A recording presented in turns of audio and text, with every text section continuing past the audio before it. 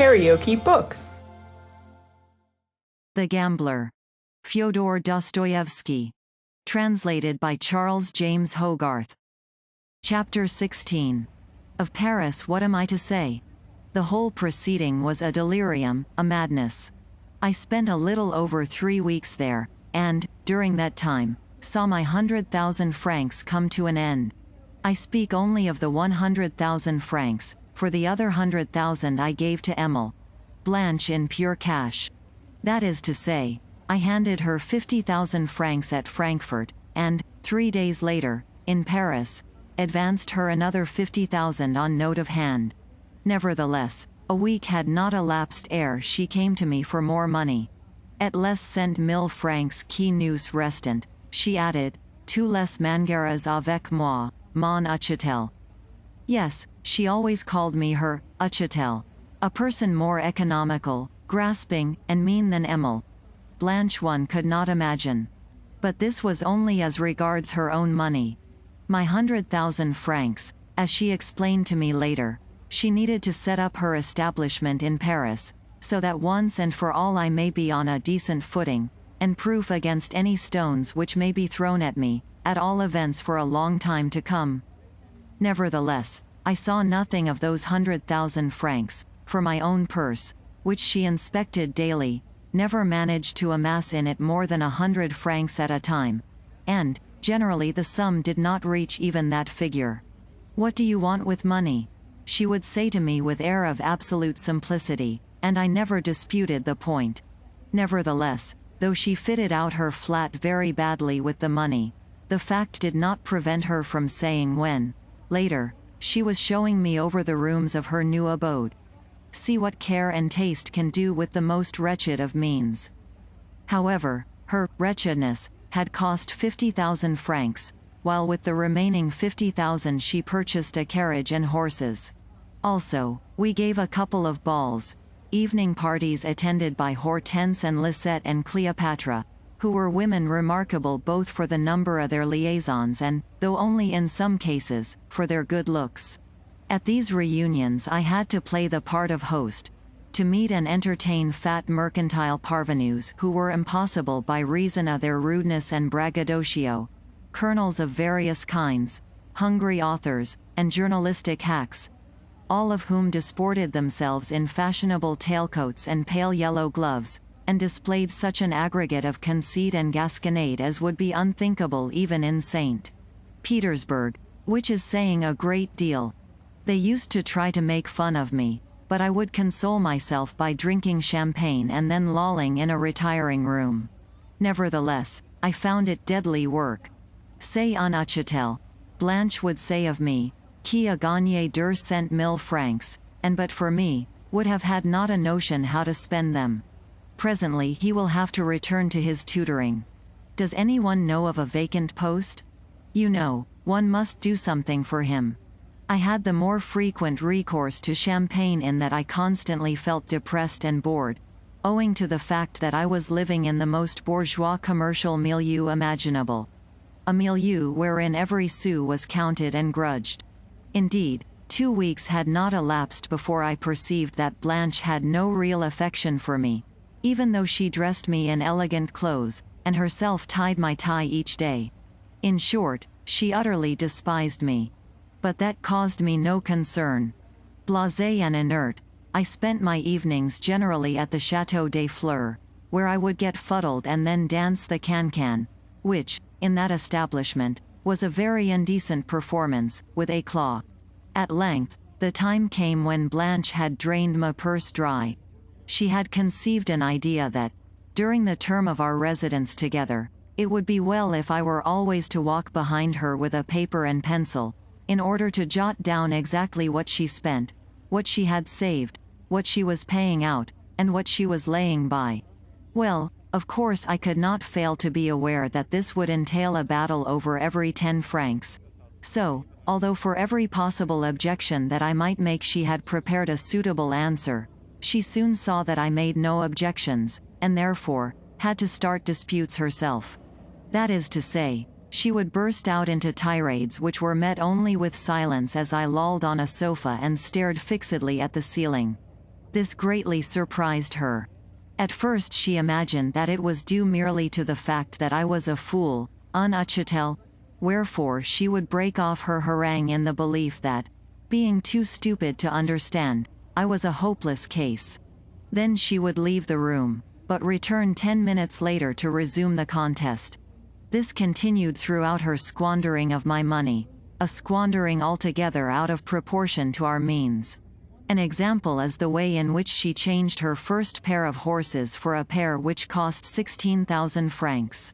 "Bibi," she said on the latter occasion as she approached me, "surely you are not angry?" "No, oh. I am merely tired," was my reply as I pushed her from me. This seemed to her so curious that straightway she seated herself by my side. "You see," she went on, "I decided to spend so much upon these horses only because I can easily sell them again. They would go at any time for 20,000 francs. Yes.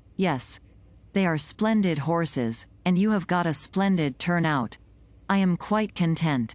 Let me hear no more of the matter." "Then you are not angry?" "No. Why should I be? You are wise to provide yourself with what you need, for it will all come in handy in the future. Yes, I quite see the necessity of your establishing yourself on a good basis, for without it you will never earn your million. My 100,000 francs I look upon merely as a beginning, as a mere drop in the bucket."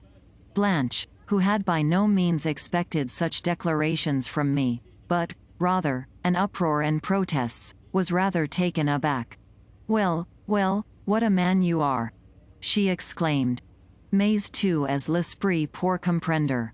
Say tu, mon garçon, although you are a tutor, you ought to have been born a prince. Are you not sorry that your money should be going so quickly?" "No.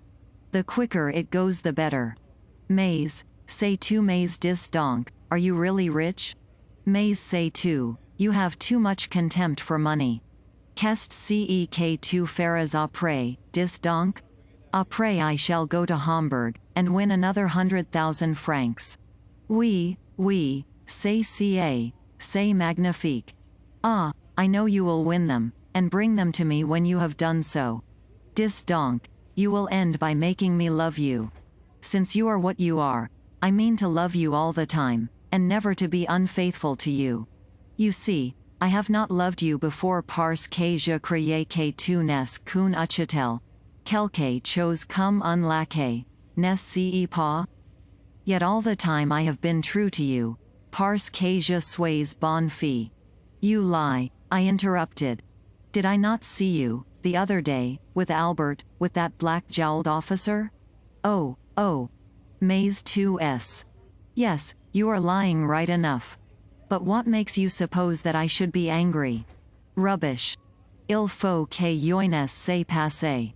Even if that officer were here now, I should refrain from putting him out of the room if I thought you really cared for him.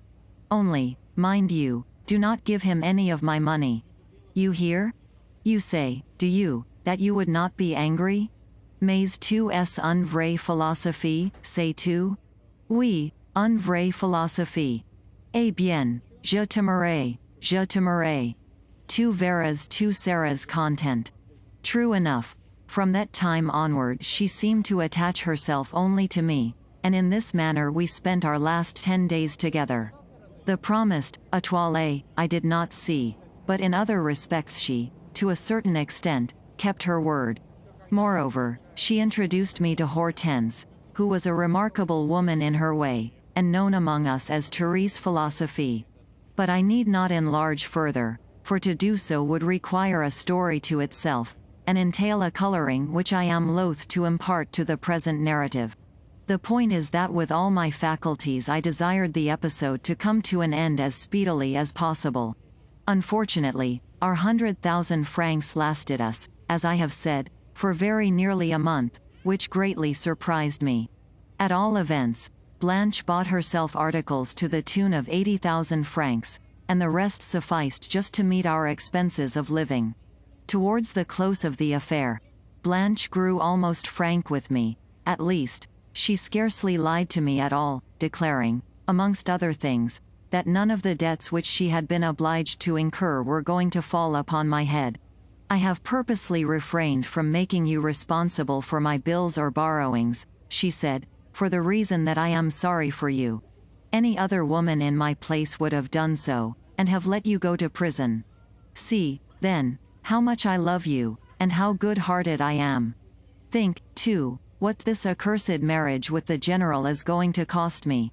True enough, the marriage took place. It did so at the close of our month together, and I am bound to suppose that it was upon the ceremony that the last remnants of my money were spent. With it the episode, that is to say, my sojourn with the Frenchwoman, came to an end, and I formally retired from the scene. It happened thus. A week after we had taken up our abode in Paris there arrived thither the general.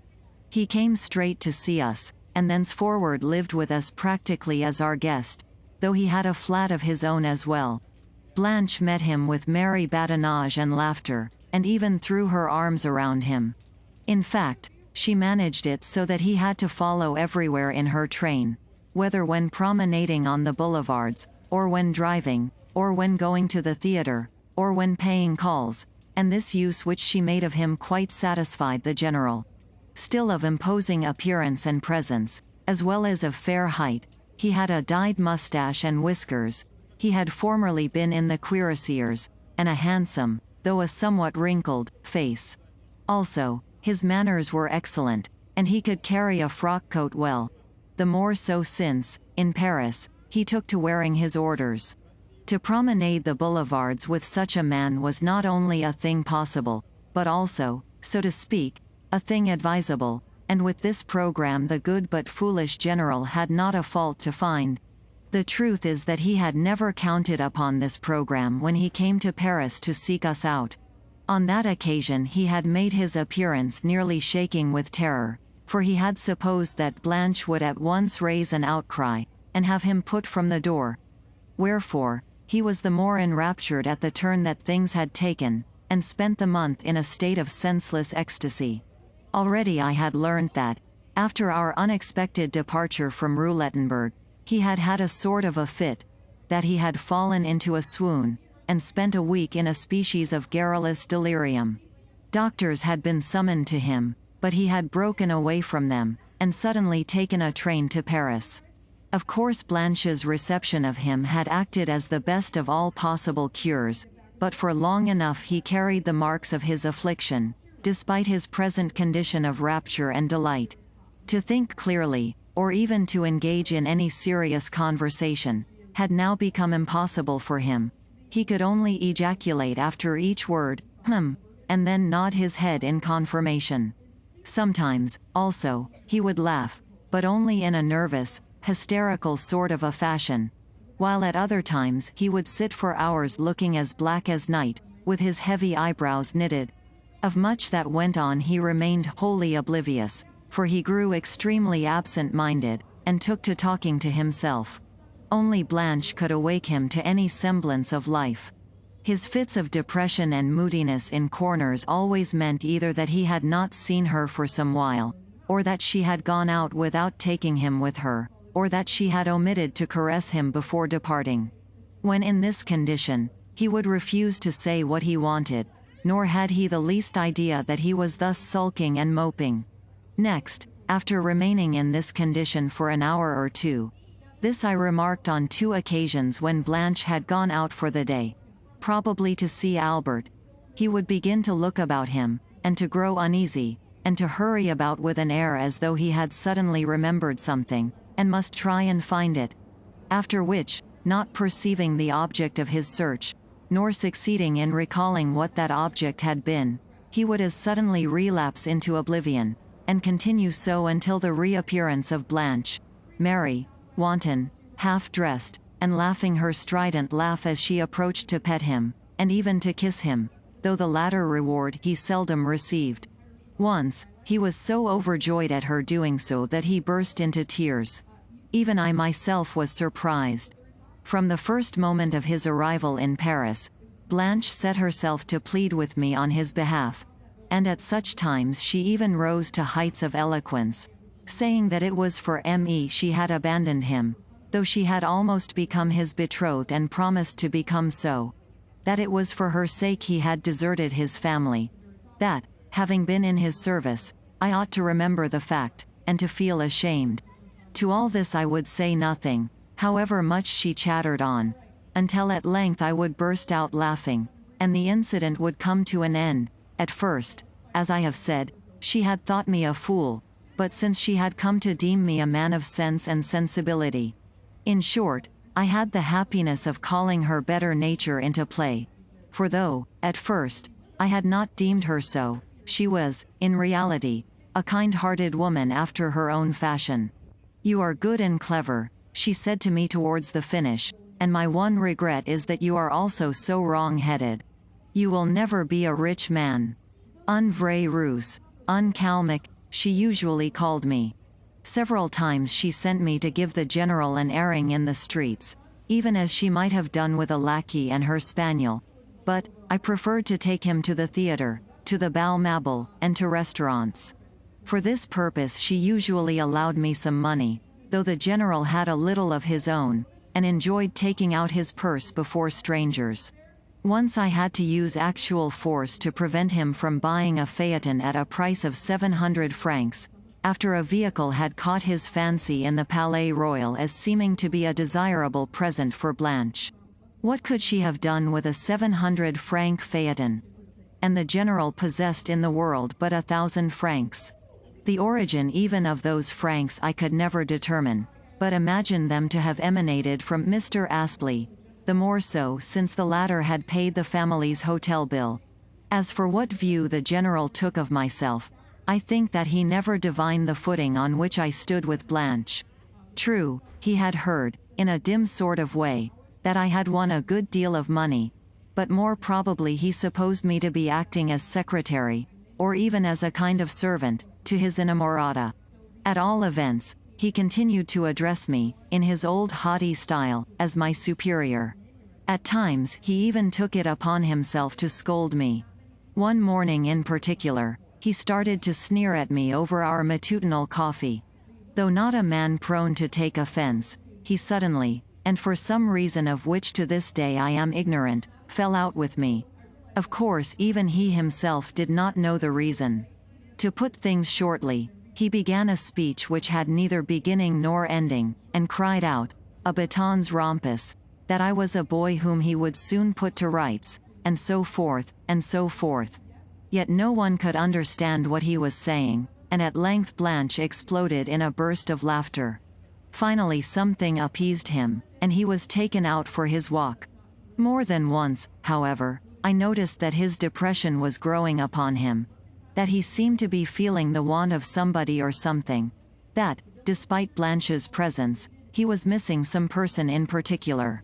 Twice, on these occasions, did he plunge into a conversation with me, though he could not make himself intelligible, and only went on rambling about the service, his late wife, his home, and his property. Every now and then, also, some particular word would please him, whereupon he would repeat it 100 times in the day, even though the word happened to express neither his thoughts nor his feelings. Again, I would try to get him to talk about his children, but always he cut me short in his old snappish way, and passed to another subject. Yes, yes, my children, was all that I could extract from him. Yes, you are right in what you have said about them. Only once did he disclose his real feelings. That was when we were taking him to the theatre, and suddenly he exclaimed, "My unfortunate children." Yes, sir, they are unfortunate children. Once, too, when I chanced to mention Paulina, he grew quite bitter against her. "She is an ungrateful woman," he exclaimed. "She is a bad and ungrateful woman. She has broken up a family. If there were laws here, I would have her impaled. Yes, I would. As for de Griers, the general would not have his name mentioned. He has ruined me, he would say. He has robbed me, and cut my throat. For 2 years he was a perfect nightmare to me. For months at a time he never left me in my dreams. Do not speak of him again." It was now clear to me that Blanche and he were on the point of coming to terms. Yet, true to my usual custom, I said nothing. At length, Blanche took the initiative in explaining matters.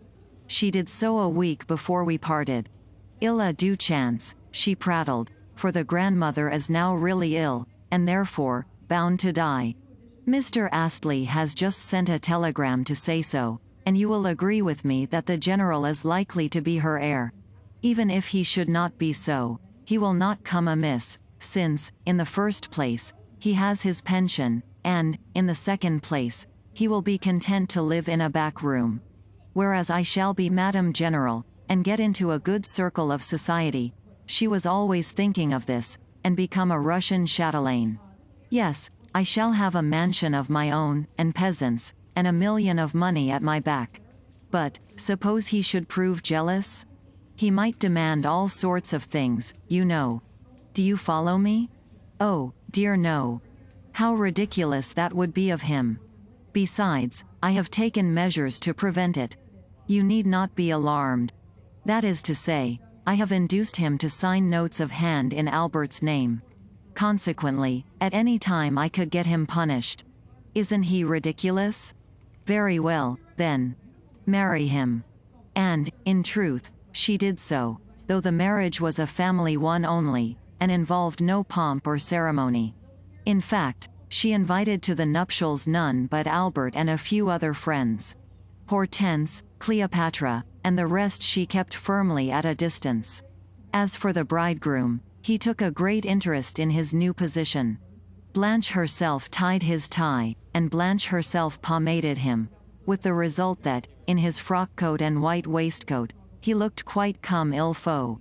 "Il est, portant, très comme il faut," Blanche remarked when she issued from his room, as though the idea that he was très comme il faut had impressed even her. For myself, I had so little knowledge of the minor details of the affair, and took part in it so much as a supine spectator, that I have forgotten most of what passed on this occasion. I only remember that Blanche and the widow figured at it, not as de Comminges, but as du Plessis. Why they had hitherto been de Comminges, I do not know. I only know that this entirely satisfied the general, that he liked the name du Plessis even better than he had liked the name de Comminges. On the morning of the wedding, he paced the salon in his gala attire and kept repeating to himself with an air of great gravity and importance, "Emile, Blanche du Plessis. Emile, Blanche du Plessis, du Plessis." He beamed with satisfaction as he did so.